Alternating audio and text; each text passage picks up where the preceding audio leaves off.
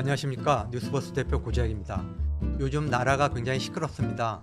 합법적으로 권력을 잡은 국가 지도자가 쿠데타를 일으켜서 입법부 해체를 시도를 하고 자신의 권력을 더욱 공고히 다지려다가 6시간 만에 실패하는 사상 초유의 사태가 벌어졌는데요. 그래도 고재학의 경제버스 멈출 수는 없겠죠. 오늘 다룰 주제는 롯데그룹의 위기설입니다. 롯데는 재계 서열 6위의 그룹인데요. 현금 부자로 유명했던 기업입니다. 10년 전만 해도 삼성보다 현금이 더 많은 기업이다, 이렇게 알려졌었는데, 아시다시피 롯데는 백화점, 마트, 면세점, 호텔, 과자, 음료수, 그러니까 소비자들을 직접적으로 상대를 하면서, 그러니까 현금 장사하는 업종이 많기 때문에 현금 부자 기업이다, 이렇게 알려졌던 재계 6위의 그룹이 조만간 유동성 위기에 처해서 옛날의 대우그룹처럼 공중분해될 거라는 정말 충격적인 그런 지라시라고 그러죠. 정보지가 증권가에 유포되면서 지금 후폭풍이 계속 이어지고 있는데요. 이런 그 롯데 위기설을 처음 제기한 사람은 11월 16일 날 뉴질랜드 교포 유튜버입니다. 교포 유튜버가 소리 없이 몰락해가는 롯데 공중분해 위기, 이런 제목의 동영상을 만들었는데, 이 내용에다가 또 일부 내용을 또 부풀려 가지고 찌라시가 만들어져서 11월 17일 날 증권가에 급속히 유포되기 시작했습니다. 그런데 문제는 이 위기설을 뒷받침하는 근거들이 너무 구체적인 거예요. 내용을 한번 요약을 해드리면은, 롯데그룹의 빚이 무려 39조 원이다. 그런데 롯데그룹의 세계 핵심 계열사, 지주회사인 롯데지주, 다음에 호텔 롯데, 화학군의 핵심인 롯데케미칼, 세 개 회사의 빚만 30조 원이다. 그래서 지금 재무구조가 굉장히 심각한 상황이다.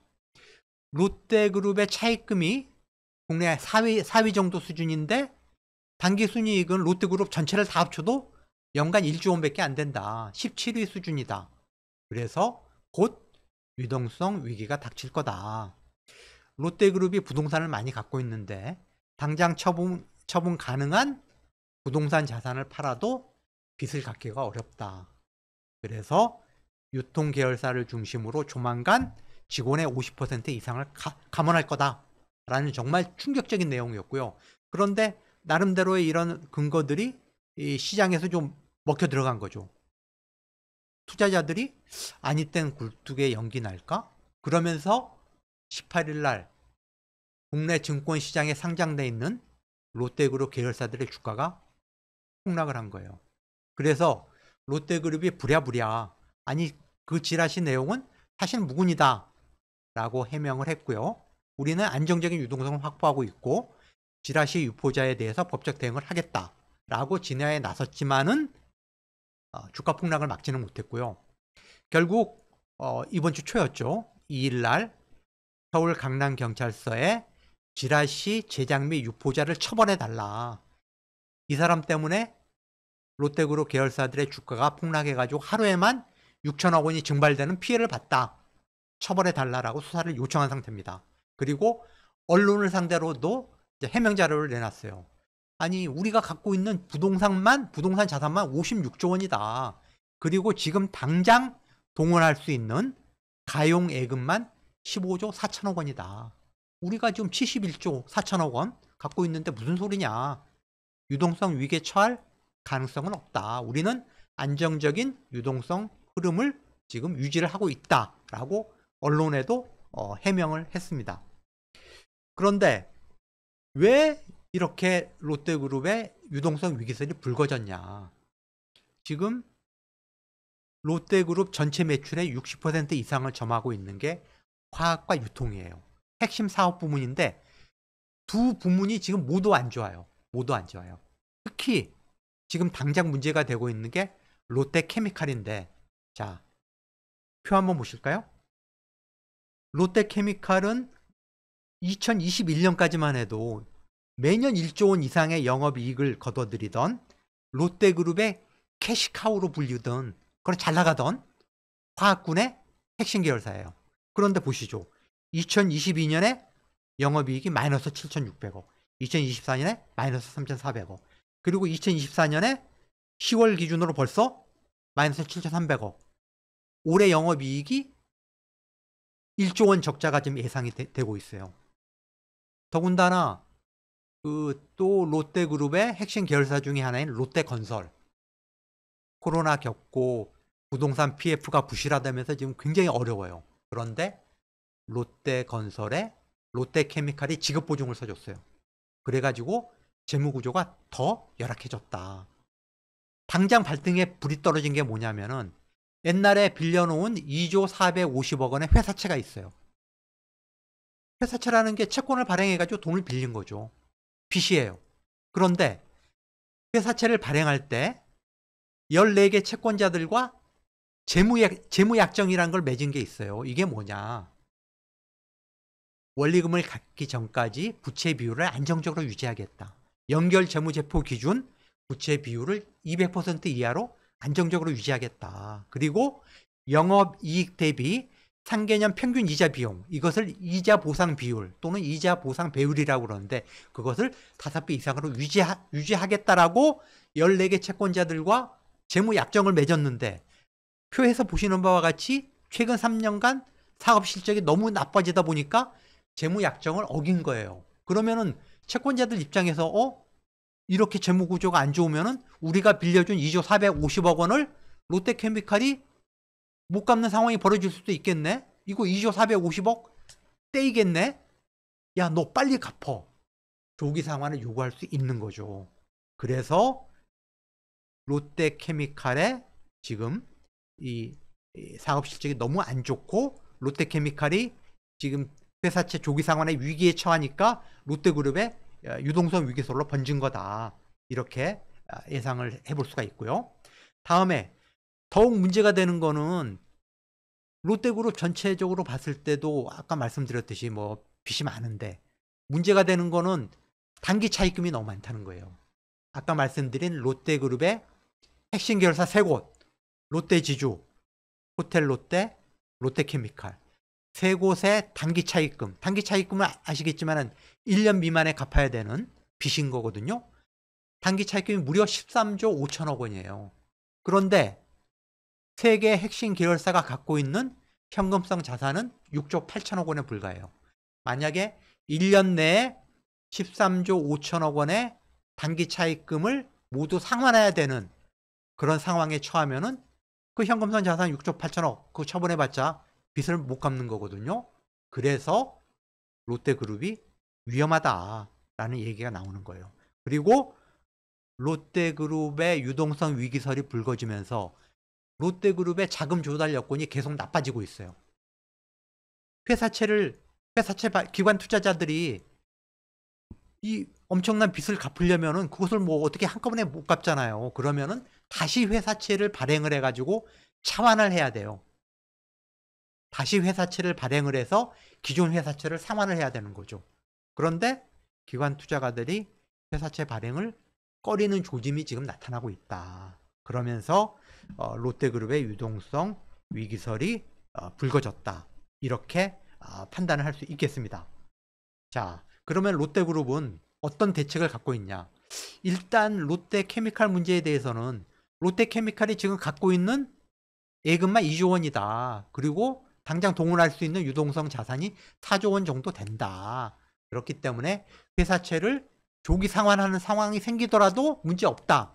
일단 이렇게 시장에 설명을 하고 있고요. 그리고 우리가 갖고 있는 56조 원의 부동산 중에서 처분 가능한 건 팔겠다. 다음에 비핵심 계열사 처분하겠다. 그래서 지금 시장에 내놓은 게 매각을 추진하고 있는 게 국내 1위의 렌터카 업체인 롯데렌탈 이미 매각 작업에 들어갔고요. 다음에 롯데백화점이 부산에 갖고 있는 센텀시티점도 매각하려고 지금 준비를 하고 있습니다. 이렇게 해서 재무구조를 개선을 하겠다. 그리고 바로 며칠 전에 롯데그룹 역사상 최대 규모의 인사를 했어요. 무려 CEO 21명을 교체를 했고 임원수를 무려 13%를 감축을 했어요. 그래서 조직을 슬림화하고 생산성을 제고하겠다. 이런 식의 지금 대책을 가지고 시장을 안심시키려고 지금 노력을 하고 있습니다. 자, 당장 발등에 불길이 떨어진 거는 롯데케미칼이라고 말씀드렸죠. 지금 14개 채권자들이 조기 상환을 요구할 가능성이 있다는 거예요. 그러면은 롯데그룹은 어떻게 지금 계획을 세우고 있느냐. 이달 19일 얼마 안 남았죠. 이달 19일 날 채권자 집회를 열겠다. 그래서 14개 채권자들을 설득을 하겠다. 우리 충분히 우리 갚을 수 있으니까 조기 상환 요구하지 말고 넘어가자. 롤오버 해달라. 이렇게 이제 채권자들을 설득을 하려고 그래요.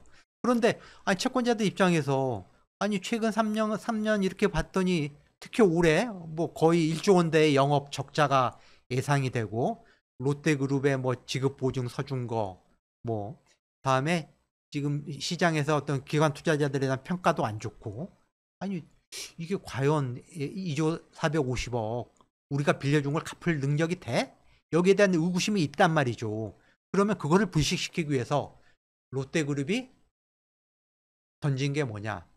좋아, 그러면은 롯데월드타워 담보로 잡힐게. 은행에 담보로 잡혀서 2조 450억 은행에 보증을 쓸게. 이렇게 나온 거예요. 롯데월드타워가 어떤 건물이죠?